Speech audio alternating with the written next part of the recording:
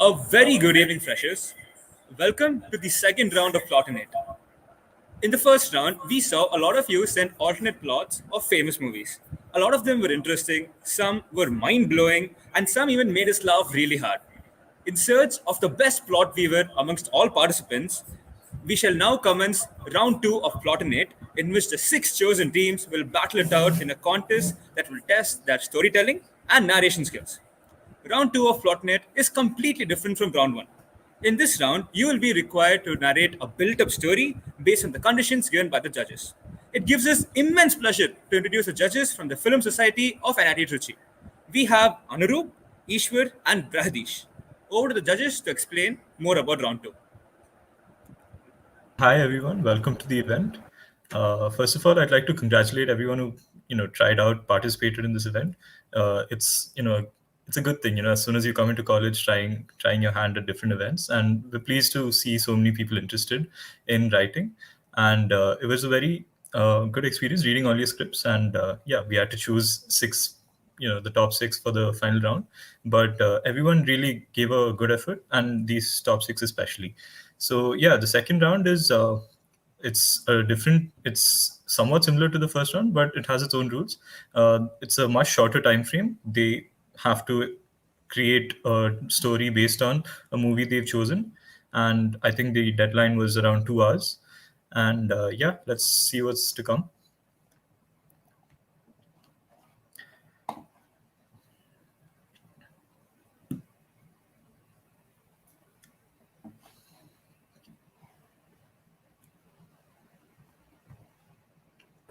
Yeah,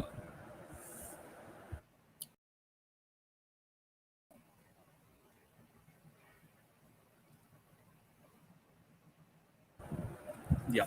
So first up, we have Team Oceans 4, who will be narrating the alternate plot of the movies The Social Network.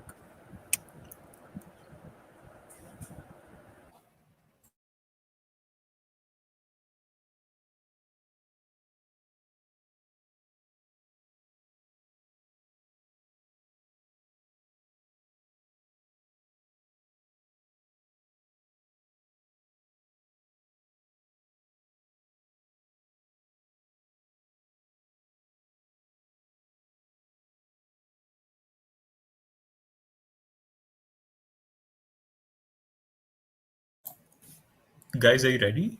Who will be speaking?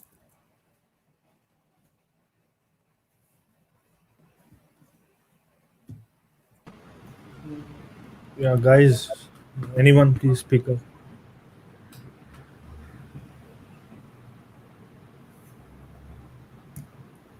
I think there's some small technical issue. We'll just wait for 2 minutes. The participants are yet to join. Just give us 2 minutes. They'll be joining soon. Okay, fine, sure.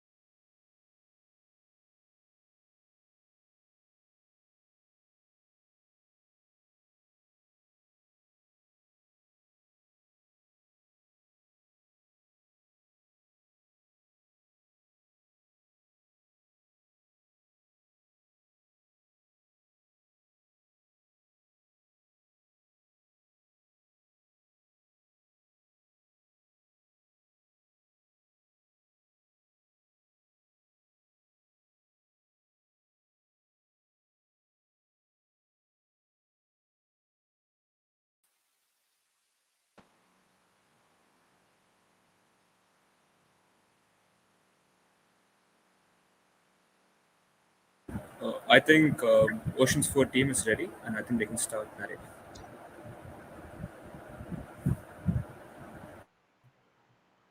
Can we start? Yeah, guys, go ahead. Who's speaking?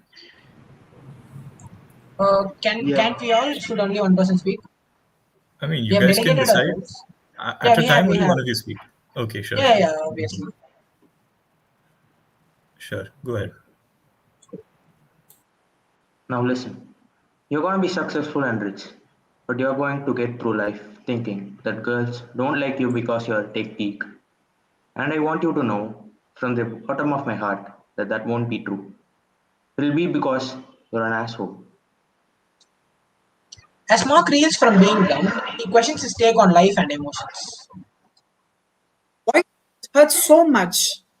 All of this is just information that the brain processes. And yet, if we could only debug the part of the brain that is responsible, Suddenly, Mark reaches an epiphany, as if he gains enlightenment. this human form is limiting. Now, the Winklevoss twins approach Mark with the idea of a social network, exclusively for Harvard students. As Mark meets with them and discusses about the project, the cogs start turning in his mind, as he starts plotting his grand scheme. So, with a reptilian grin, he starts working on his plan. After developing the initial website, he tells his friend Eduardo about the Facebook and sets his plan in motion. Now, Sean Parker, a tech-savvy entrepreneur, takes notice of Facebook, which had made its way to Stanford. He arranges a meeting with Mark and Eduardo, where he proposes his billion-dollar vision for Facebook. Mark processes the suggestions and realizes that to fulfill his ultimate dream, Parker is a faster route. Eduardo, however, is not impressed because Sean's ambitious nature puts him off. At a nightclub a few nights later, Mark and Sean meet up to discuss the future of Facebook. Sean gets tipsy, and after a few drinks, they begin to talk about their lives. Why are you doing Facebook in the first place? For instance, I started Napster because my high school crush eloped with a school lacrosse captain. My girlfriend dumped me, and I wanted to get back at her. Oh, so I suppose we have similar motives. Here, for a moment, Mark's pupils seem to become narrow and green as he says, My goals are beyond your understanding. Sean becomes ruffled for a bit and laughs it off, thinking that he has had too many drinks. But little does he know. Now, after some time, Facebook is relocated to Palo Alto in California, whereas Saverin, who was his initial friend, he remains in New York to work on business development. Parker later moves into the house that Zuckerberg is using as a base of operations, and he becomes more involved with the company, much to Saverin's annoyance. After Saverin threatens to freeze the bank accounts of Facebook, Mark and Sean attempt to oust him through an intricately crafted plan. In response, Saverin sues Mark. Mark faces two lawsuits simultaneously, one from Saverin and the other from the Winklevosses, who sue him for intellectual property theft. But he perseveres and successfully grows Facebook to 1 million users. In celebration of the same, Sean hosts a party at Palo Alto, which Mark reluctantly attends. Mark is offered exotic drugs, which he refuses by saying, I do not prefer these outlets of momentary pleasure. While the party is going on in full swing, Mark sits in a room secretly in front of his laptop with numerous programs open as he deliriously mumbles with a look of ecstasy in his face. Consume. Must consume more data. Sean saunters into the room and is terrorized by what he sees. Mark hisses at him like a reptile and calmly whispers, Half the time is up right now, guys. Okay. So, Sean runs away in terror. Shell shocked. Now the police arrive a few minutes later and apprehend everyone other than Mark, who is suddenly nowhere to be seen. Now Mark is forced to settle the lawsuits, but he does not waver because he knows that his grand plan is proceeding flawlessly. As the time flows, the user base of Facebook grows exponentially. In the year 2021, Facebook becomes Meta, which Mark brushes off as a simple rebranding. Flash forward to 2077. There exist two simultaneous planes of existence: the universe where we live out our real lives, and the metaverse where we live out our virtual lives. Since time immemorial, we have expanded only a negligible portion of our resources, or say our life force, in the metaverse. But as technology advanced, and so did our percentage of life force that we invest in the metaverse. After the data singularity, when the percentage reaches 100, or in other words, when we place more importance in who we are in the virtual world more than in the real world, It is then that we actually begin to comprehend what the metaverse actually is and who the ruler of it all is. Remember the name Mark Zuckerberg, the CEO expletive. Okay, that's it for our presentation. All right, that was very nice to listen to. Yeah, let's have the next team then. Thank you. Yep. Thank Yeah, you. Thank you. Yeah, guys. Yeah. yeah. Thank you. Small suggestion for the orientation team. You don't need to mention the halfway mark. I think when the time is up, you can just interrupt. Before then, Yeah, sure. let them continue. Yeah. All right. Yeah. Next up, we have Team Nanovate, who will be narrating the alternate plot of the movie Mad Max Fury Road.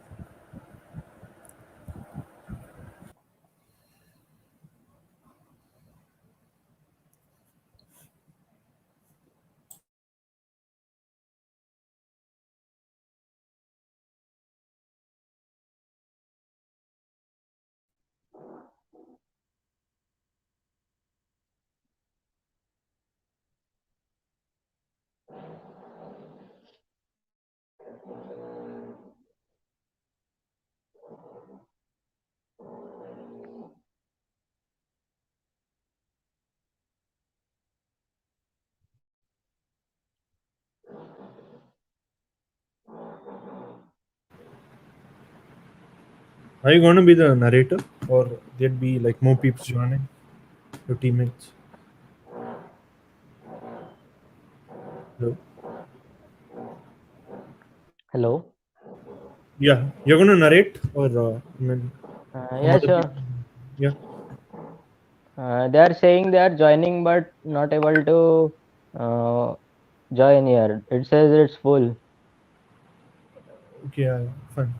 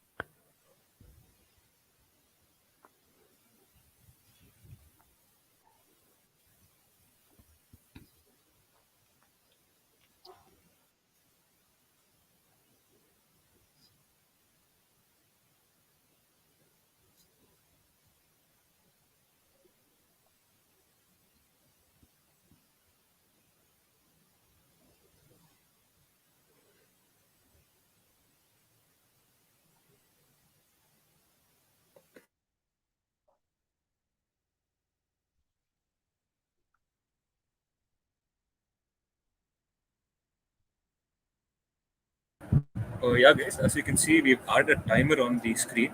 So once we start the timer, you guys can start narrating the story. Okay, sure.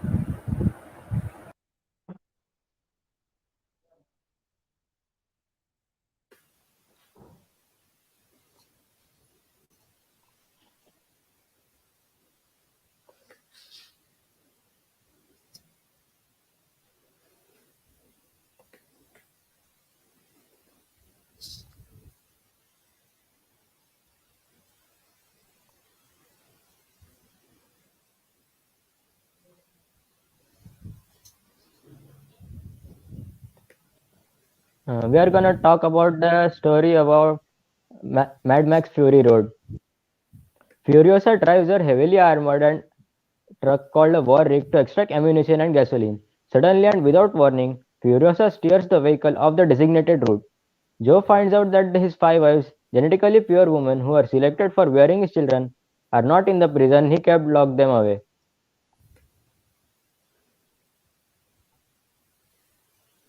Angered, Joe takes out his entire war boy army to get Furiosa, enlisting the help of forces from Gastown and Bullet Farm, the two areas that are close by.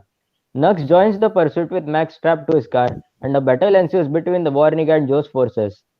In the ensuing battle, Furiosa and Joe's army boldly makes for a terrible sandstorm, which allows her to evade Joe for the time being. But Nux, who tries to sacrifice himself in the blaze of glory.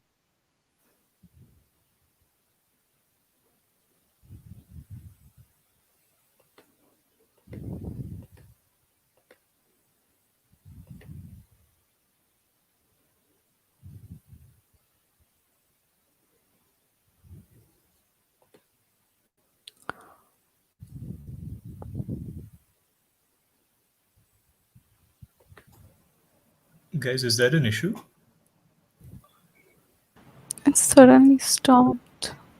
Was someone speaking? Or Yes, we are speaking. okay, yeah. Go ahead, go ahead. Were you able to listen the previous what we were talking about? Yeah, just the last 10 seconds were cut off. It's okay, you can continue. I think we'll Okay. understand. Yeah. Nux boards the rig while Joe attempts to shoot Furiosa.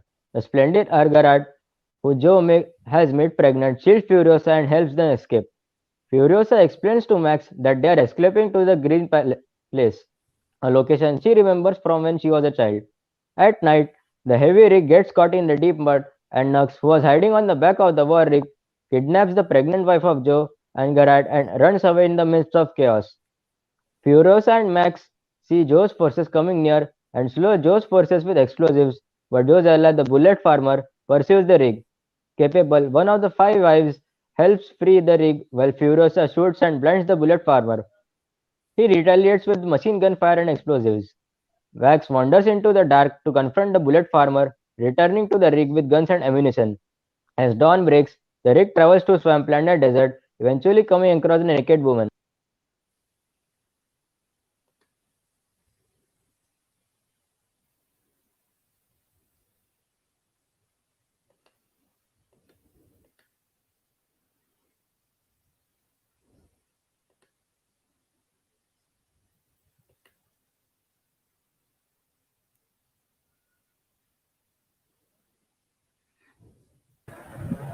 Yeah, there's a huge pause. Can you guys continue? Yeah, I go think ahead. Hello? Harshit's on here. Yeah, we can hear you. Continue. Okay, okay. So you Max were not identified. able to hear anything?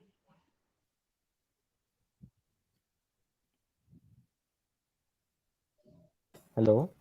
Yeah, hi. We were able to hear Yeah, you. yeah. Only the last 5 to 10 seconds, there was a pause. Okay. I will continue. Okay. Yeah. Furiosa and wives agree to take their bikes and set out across the immense salt plains in hope of finding somewhere new to live. Max chooses to stay behind, but after seeing visions of his dead daughter, he convinces them to return to the citadel, which has ample water and greenery that Joe keeps for himself, and traps Joe and his army in the Biker's Canyon. The group begins the journey back to the citadel, eventually encountering Joe. A battle is waged by the two sides and Furiosa is gravely wounded. Joe positions his car in the front of the rig to slow it, while Max fights Joe's son Rictus. Toast, though knowing is captured and put on the Joe's car, but she distracts him, allowing Furiosa to hook Joe's mask to his car's rotating wheels, tearing his face off and killing him. Max destroys the rig while jumping out of it, blocking the canyon, killing Rictus and allowing Furiosa and the wives to escape in Joe's car.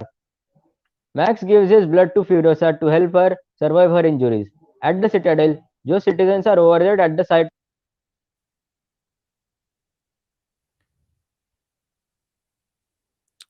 It's cut off.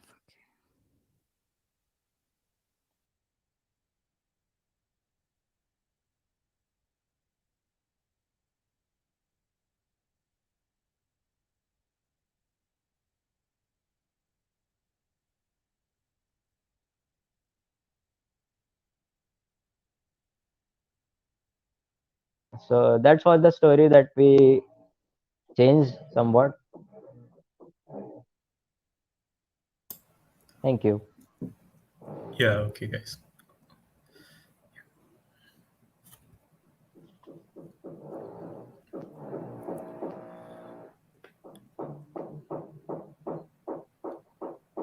You guys are done, right? So I think we can have the next team. Yes.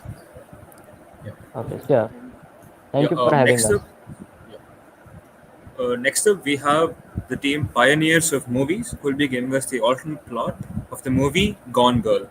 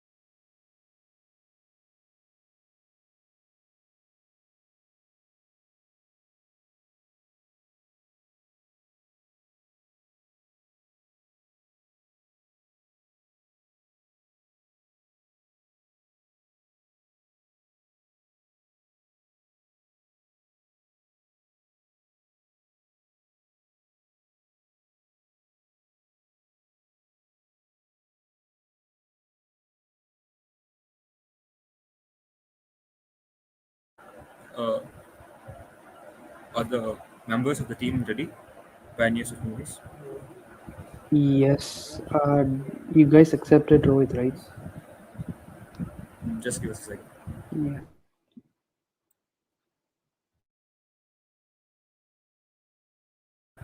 Yeah, his device is apparently not connected, so we're unable to add him.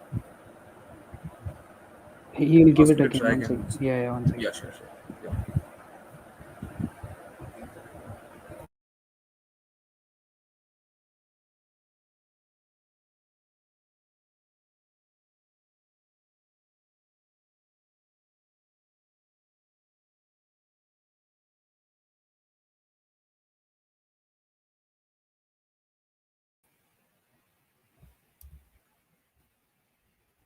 Hello.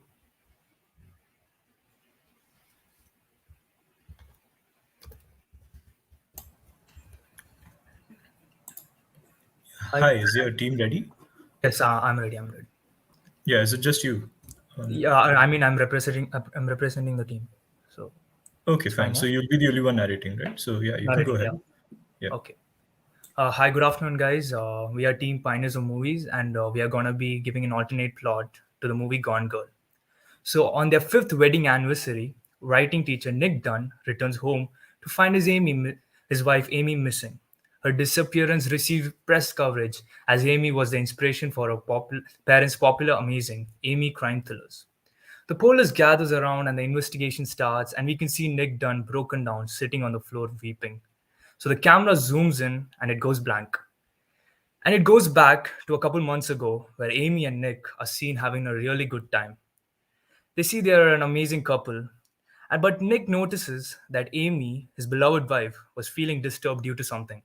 He opens the diary written by Amy and finds out that the guy who she rejected during her wedding day, that's Desi, was taken over her sales and all the fame that she once had in the form of revenge. So Desi was another writer who took revenge on Amy, because she had left him on the wedding day.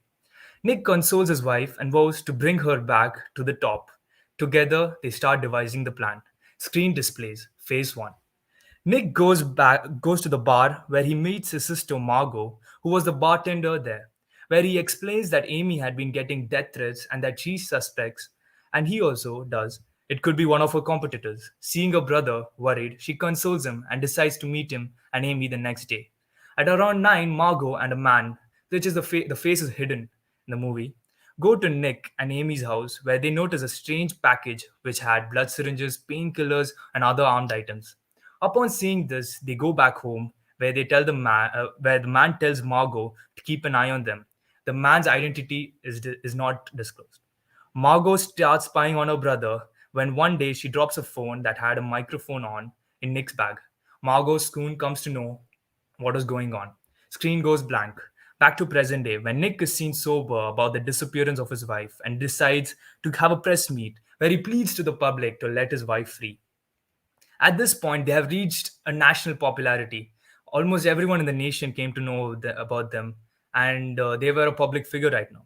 Screen cuts and now shows Amy having the time of her life in a remote place where she is hidden from the whole world.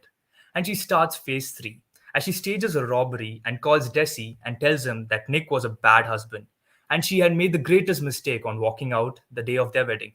She had escaped from him, but now he has changed the whole situation. She basically tells Desi that Nick had made him look like an amazing guy, and that they were an amazing couple, but they were not. So she basically tells that Nick is making a good image of himself in the public. She asks Desi to help her out and take her home.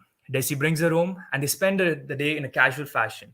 But when Desi went to bed, Amy pounces on him and slits his throat while telling him that they planned this all along, why he needed to be killed, and kills him and stages it like she was threatened by him and had to kill him in self-defense. She goes back home to tell the press and Desi what happened, and she makes Desi a national villain and turns the public against him. Months later, Nick and Amy are revealed to have a child, and they're having the time of their lives, filled with fame and fortune. It was the day of the grand opening of Amy's new book. When they were about to release it, two people enter the hallway and it's none other than Desi and Margot. Here's the twist. The public are shocked on seeing a dead man alive. Margot starts explaining what had happened all along. She explained that the day after Nick told that Amy was getting death threats, the man she had come along with to meet them was none other than her and Desi. Because they were engaged and wanted to share the happy news that day, but they are left due to what happened. But Margot had kept spying on them and understood that Nick and Amy were planning to frame Desi all along. So that they had set up a body double for Desi and a hidden mic in the body double's shirt button. And it was revealed that the person Amy killed was the body double. They released the audio of Amy killing the body double, and along with all what she said. With adequate proof, the police arrest Nick and Amy, and the story ends with a note saying, "As iron is eaten away by rust, so the envious are consumed by their own passion." Screen goes blank. The end. Thank you. Thank you.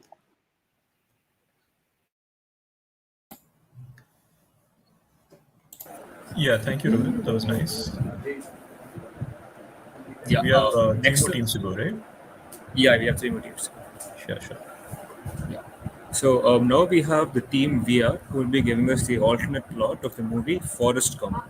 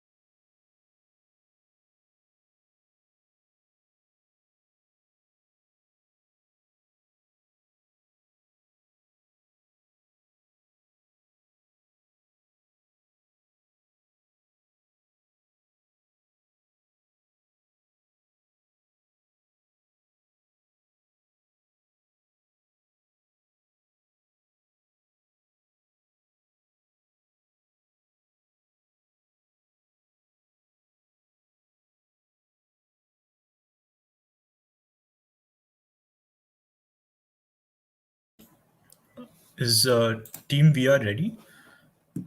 Or are we waiting for someone?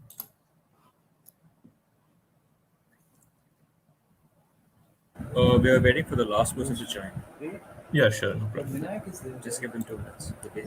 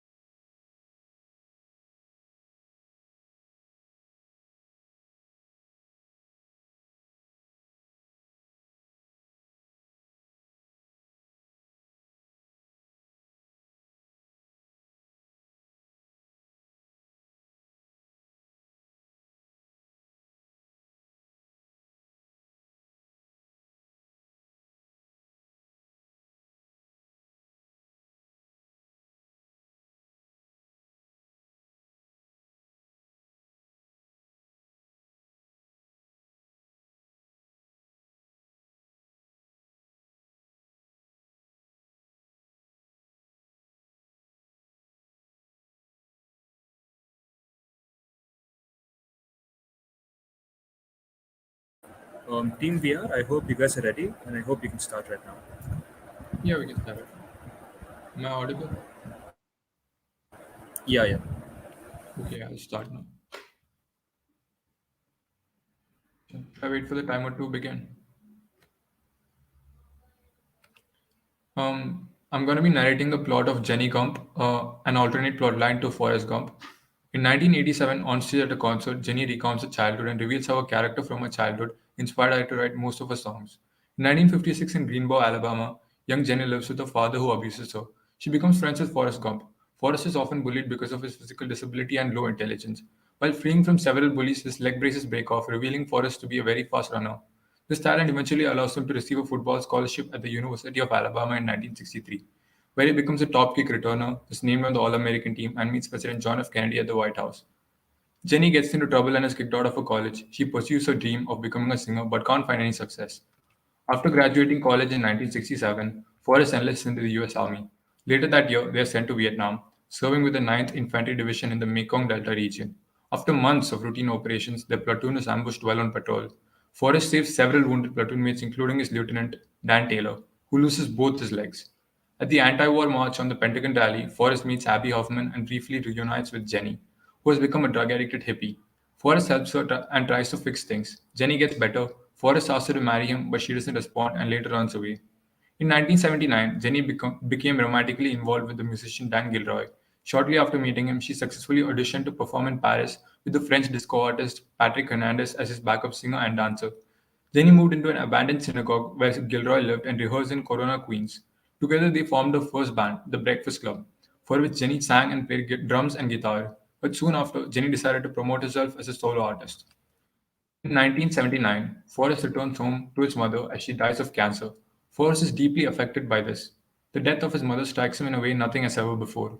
Losing both Jenny and his mother devastated him. Around this time, he runs into Lieutenant Dan, who has become an embittered cripple. He lives with Lieutenant Dan for a while and becomes an alcoholic. In 1981, Forrest meets Jenny, who asked him to visit her. Forrest is finally reunited with Jenny, who has now become a successful singer and, and had built a life for herself. She tells Forrest how, for once in her life, she felt like she wasn't a liability to Forrest. She helps Forrest cope with the death of his mother, and slowly he recovers. Forrest tells Jenny he is sick with an unknown virus, and the three of them move back to Greenbow.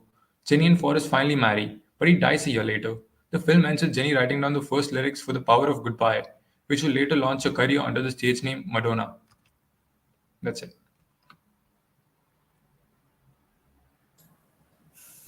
Okay, that was quite nice. Yeah. Yeah. Next up, we have Team Filmies who will be giving us the alternate of the movie Get Out.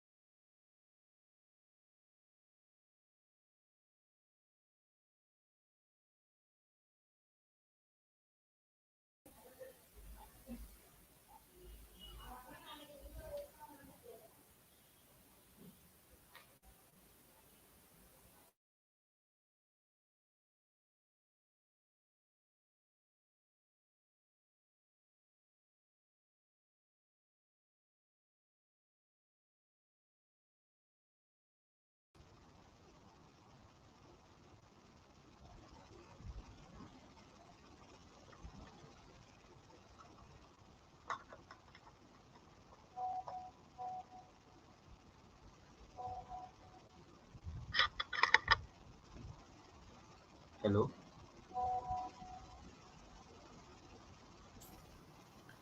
Yeah, hi, we can hear you. Yeah, Is okay. the team ready? Just a minute, sir. One guy is trying to add himself.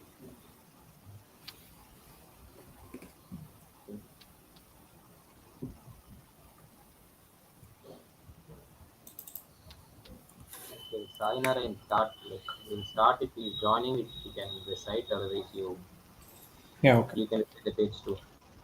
Yes. Am I audible? Am I audible?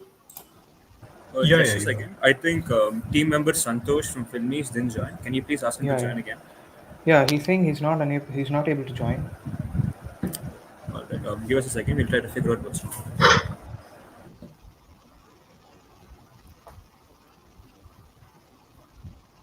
All the best, bro.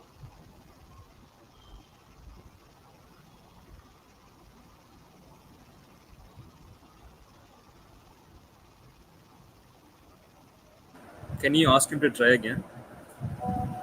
Yeah, yeah, I've asked.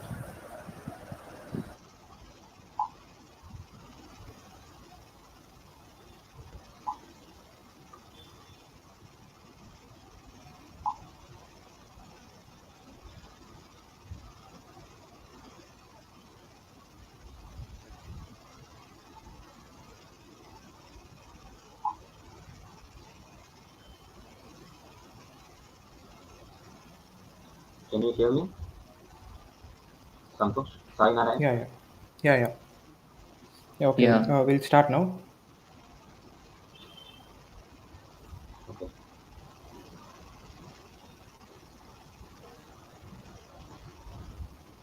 Yeah, you guys can start. We'll be starting the timer right now. Yeah, okay. Hello everyone, I'm Sai Narayan. Our team name is Filmies. We'll be narrating an alternate plot for the movie Get Out. Chris Washington, a black photographer, is on a car with Rose Armitage, Chris's girlfriend. They're on their way to meet Rose's parents. To his surprise, Chris is welcomed warmly by Rose's parents, Dean and Missy. He thought they wouldn't accept him as their daughter's boyfriend because he was black. On the night they arrived to the Armitages, Chris notices unusual behaviors from the housekeepers Georgina and Walter, who were black too. Then Chris has a long conversation with Missy about his mother's death, which Missy uses as a tool to hypnotize Chris and places a trigger on him to make him go to the sunken place. The next day, a big get together is organized at the Armitages. Various rich white people come to the party as guests and take a lot of enthusiasm on Chris's fit body. He finds it very unusual.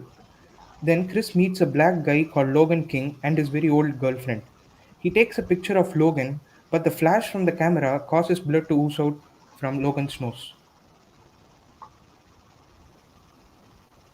Yeah, Santosh, Santosh. you can continue. Logan freaks out and shouts at Chris to get out from the place as soon as possible while he can. Chris finds this very weird and talks with Rose to get out from there. Meanwhile, Dean conducts a silent auction in the backyard with Chris' photograph in which a blind art dealer, Jim Hudson, wins. Later the same day, Chris, while packing, notices a group of photos of Rose dating many black people, including Walter and Georgia, in an open closet. Chris gets confused as Rose told him that he is her first black boyfriend. When Chris starts to pack and leave, Rose refuses to leave. Jeremy blocks the entrance and tries to knock out Chris. But Chris overpowers, making Missy to use the trigger against Chris. Meanwhile, Logan King goes into coma due to mental instability caused by Flash, because the consciousness of Logan King has escaped the slunken place.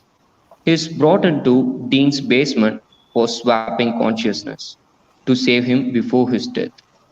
When Chris wakes up the next day, he is locked up in a chair with the footage of Roman, Rose's grandfather, is played on the TV.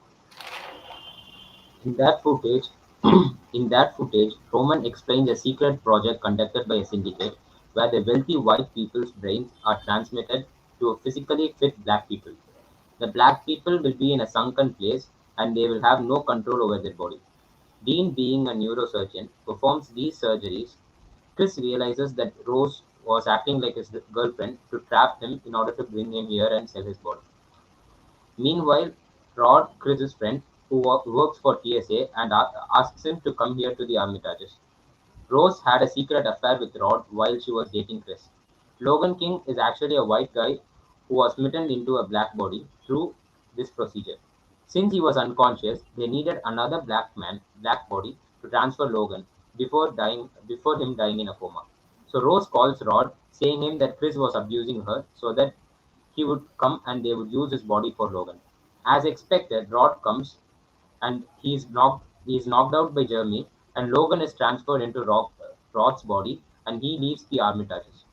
Jeremy is sent to pick up Chris for the procedure with Jim. Chris fights and kills Jeremy, and Dean he kills Dean with the antler, while Dean dies while saying, "Do you think you can stop all this by killing us?" and laughs coldly. Chris escapes and hits Georgia in a car, and he finds out that she was possessed by Rose's grandma. Then he kills her. Rose calls Logan, watching Chris escape.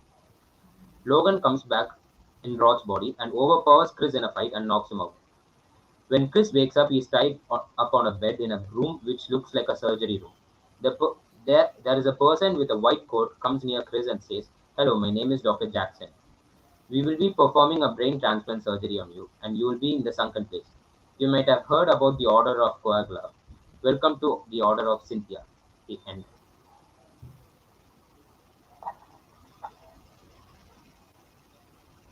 Look,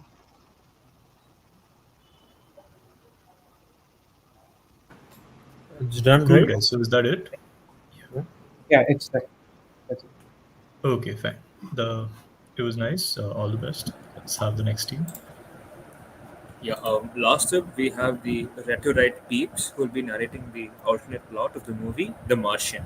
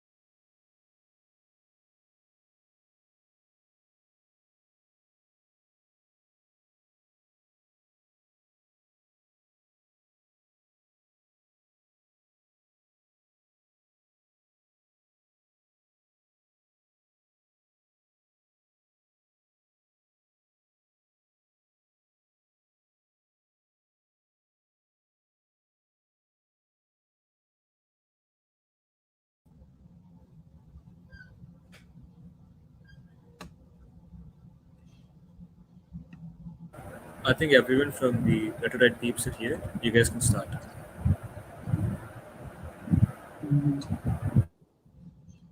All right.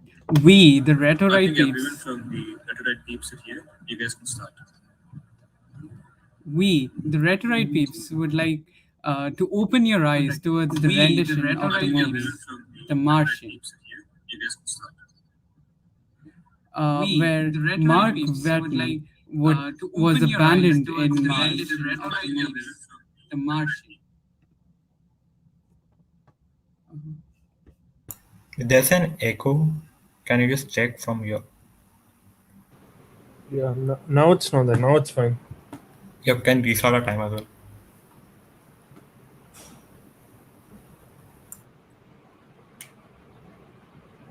Okay, Naveen, let's start here.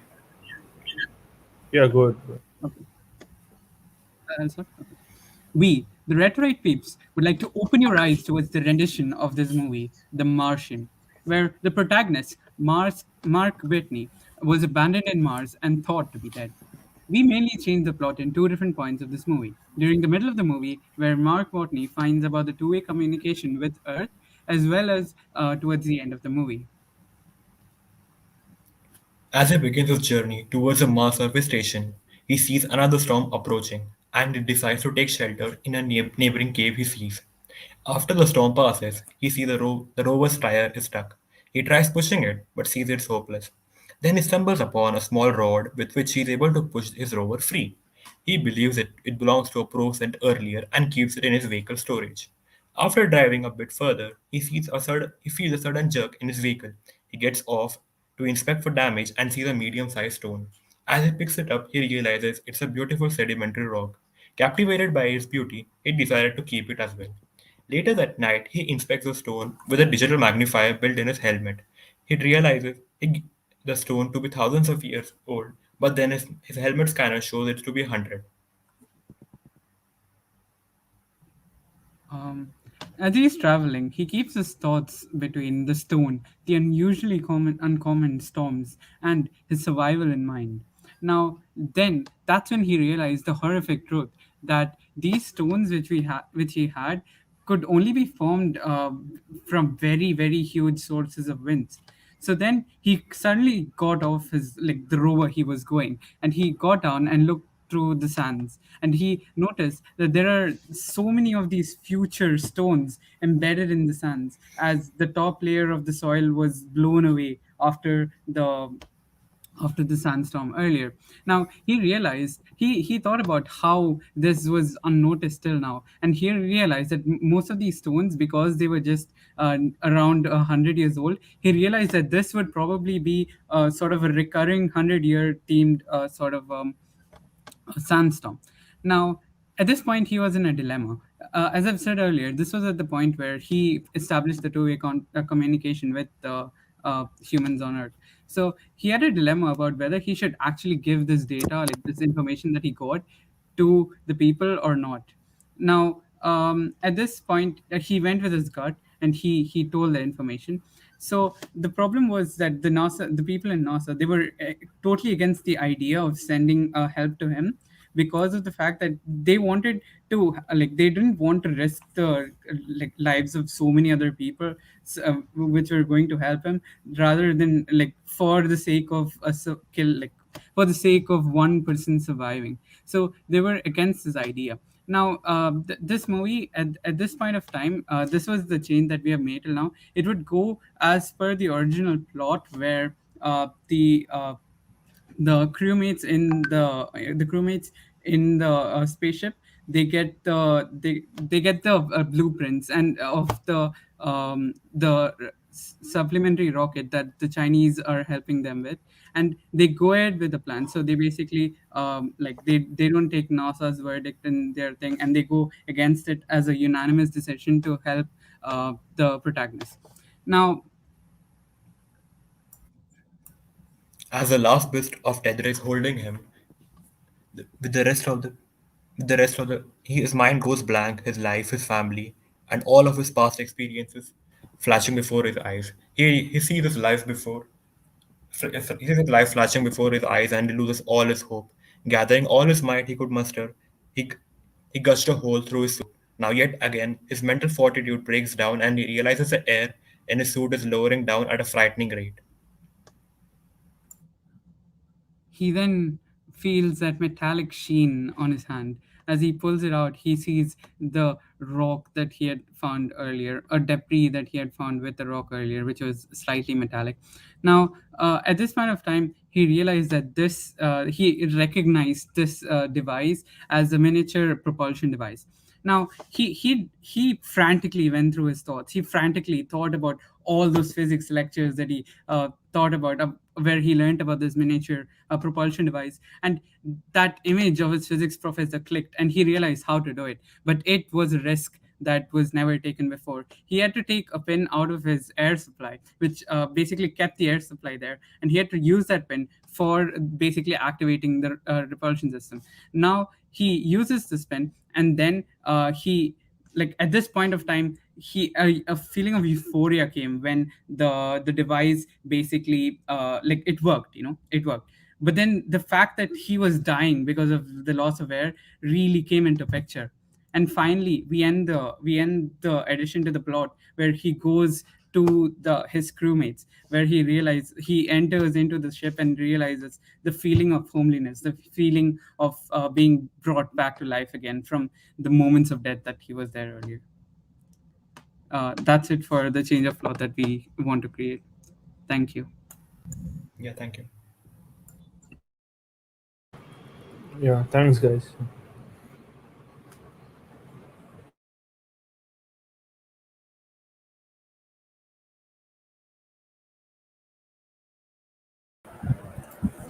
Yeah. So, alas, all the six teams have narrated the stories. The judges will be announcing the winners after a brief discussion amongst themselves now. So, don't leave the stream and please be patient for the judges to announce the results.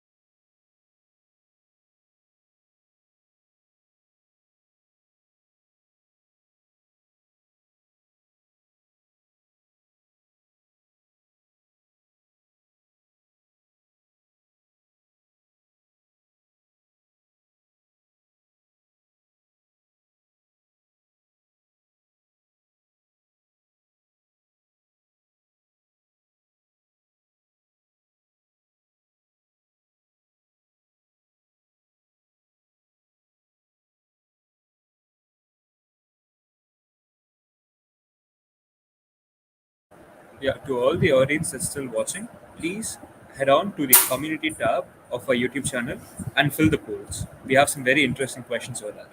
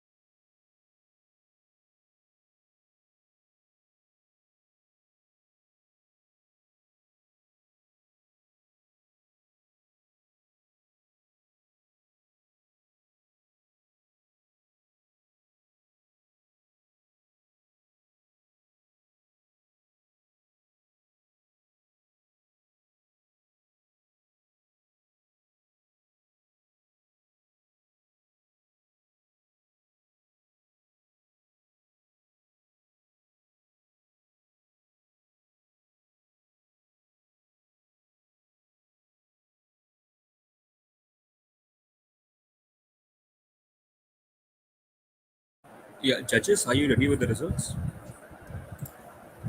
Yeah, we are. So, first of all, This was a very nice event organized by the orientation team. The planning behind it was immaculate and very well carried out. So good on you guys.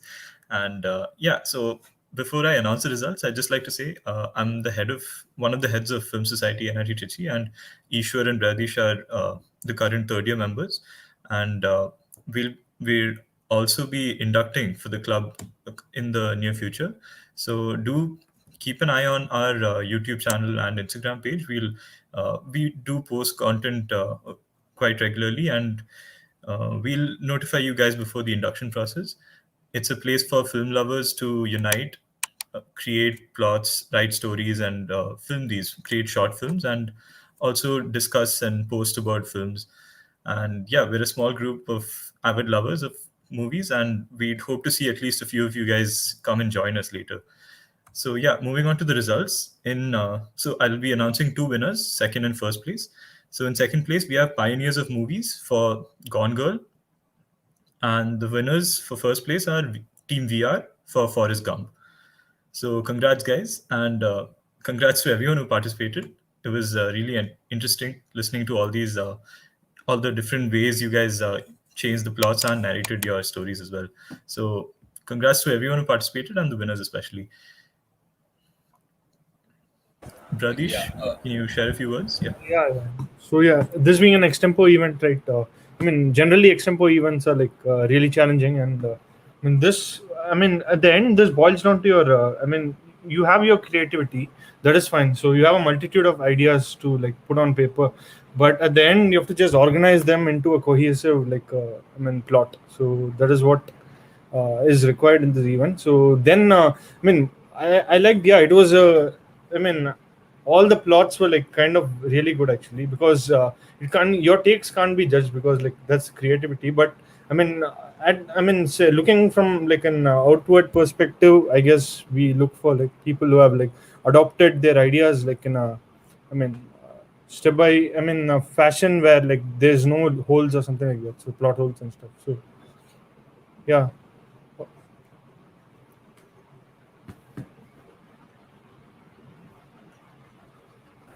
Yeah.